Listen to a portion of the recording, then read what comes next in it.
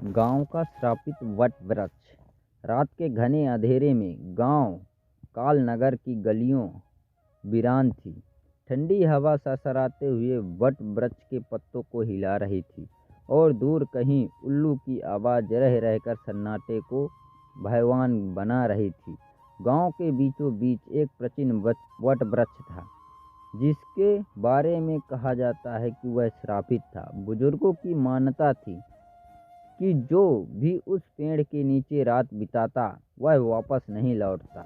एक दिन गांव के 9 युवक अजय, रोहित और दीपक ने ठान लिया कि वे इस डर की असलियत का पता लगाएंगे। गांव के मुखिया बाबा रघुनाथ ने उन्हें समझाने की बहुत कोशिश की। बाबा रघुनाथ, बेटा, ये वट वृक्ष कोई साधारण पेड़ नहीं है। सालों पहले यहाँ एक तांत्रिक का वध हुआ था, उसकी आत्मा यहीं भटकती है, मत जाओ वहाँ। अजय हंसते हुए, बाबा, ये सब सिर्फ अफवाहें हैं, हमें किसी भूत प्रेत से डर नहीं लगता। रोहित, हाँ बाबा, हम सिर्फ एक रात बिताएंगे और साबित कर देंगे कि यह सिर्फ एक कहानी भर है। डरावनी रात। रात गहरी होते ही तीनों दोस्त टॉर्च और लाठी लेकर वट वृक्ष के पास पहुँचे। चारों ओर सन्नाटा था, हवा और भी ठंडी हो गई थी। उन्होंने पेड़ के नीचे बैठकर हंसी मजाक शुरू कर दिया। अचानक एक अजीब सी सरसराहट हुई। पत्ते बिना हवा के ही जोर जोर से हिलने लगे।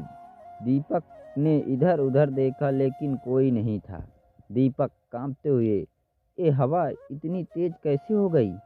अजय मजाक उड़ाते हुए, अरे कुछ नहीं, बस तुम्हारा वहम है। तभी अचानक टॉर्च की रोशनी बंद हो गई।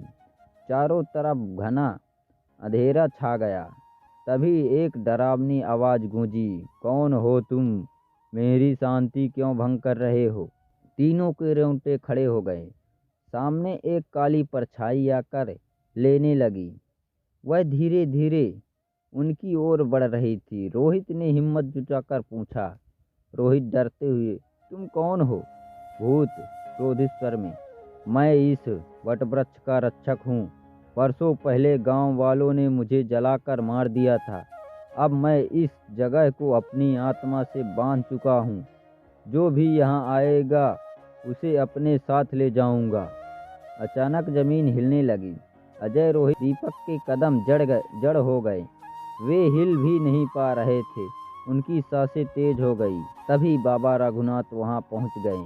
उन्होंने अपने हाथ में पवित्र भस्म लिया और मंत्रों का जाप करने लगे। बाबा रघुनाथ, हे आत्मा, तुम इस लोक में बहुत भटक चुके हो, अब इस बंधन से मुक्त हो जाओ। भूत दर्द से चीख पड़ा और अचानक आग की लपेटों से घिर गया। उसके साथ ही वह वट वृक्ष भी तेजी से जलने लगा। कुछ ही पलों में सब कुछ शांत हो गया। अगली सुबह जब गांव वालों को यह बात पता चली तो सबने बाबा रघुनाथ को धन्यवाद दिया। बाबा रघुनाथ, डर सिर्फ हमारे मन में होता है, लेकिन कुछ शक्तियां सच में बुरी होती हैं। हमें अपने पूर्वजों की बातों को हल्कों में नहीं लेना चाहिए। इसके बाद गांव वालों ने मिलकर वहां एक मंदिर बना दिया और वट वृक्ष की जगह एक दीप जलता रहता था। सीख, हमेशा बुजुर्गों की बातों का सम्मान करें और अंधविश्वास तथा वास्तविकता के बीच फर्क समझने की कोशिश करें।